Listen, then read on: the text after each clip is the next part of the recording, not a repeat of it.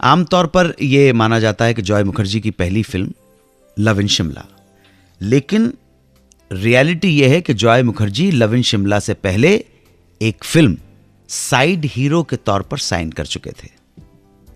Director R.K. Nayyar ने जब उन्हें लव इन शिमला ऑफर की तो उस वक्त तक जॉय अपनी पहली फिल्म की शूटिंग शुरू कर चुके थे।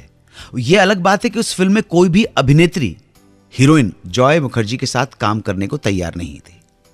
जॉय मुखर्जी की पहली फिल्म थी जिसका नाम था हम हिंदुस्तानी, जिसके निर्माता थे उनके पिताजी शशधर मुखर्जी। निर्देशक थे जॉय के ताऊजी के बेटे राम मुखर्जी। अभिनेत्री रानी मुखर्जी जो है इन्हीं राम मुखर्जी की बेटी है। फिल्मालय के बैनर में बनने वाली फिल्म हम हिंदुस्तानी के हीरो हीरोइन थे सुनील दत्त और आशा पारेख।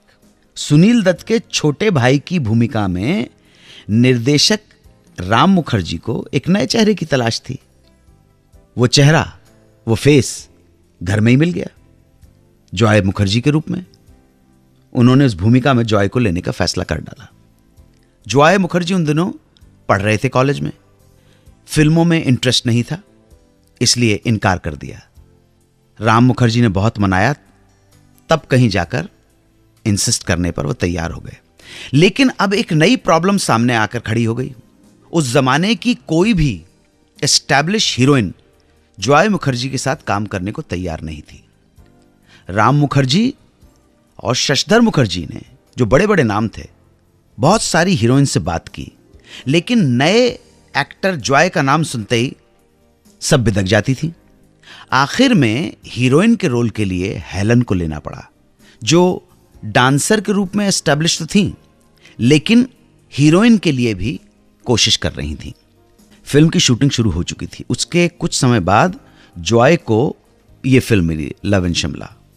यह फिल्म भी फिल्मालय के बैनर की थी और इसमें फिल्मालय एक्टिंग स्कूल में एक्टिंग सीख रही एक नई लड़की को साइन किया गया था एज ए हीरोइन। इस लड़की का नाम था साधना।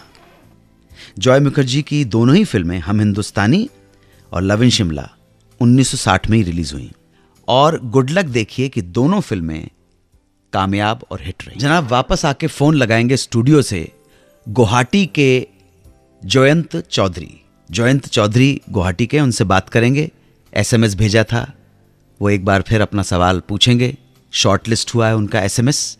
आप सुनते रहें सुहाना सफर विद अन्नू कपूर, सिर्फ 92.7 बिग FM पर।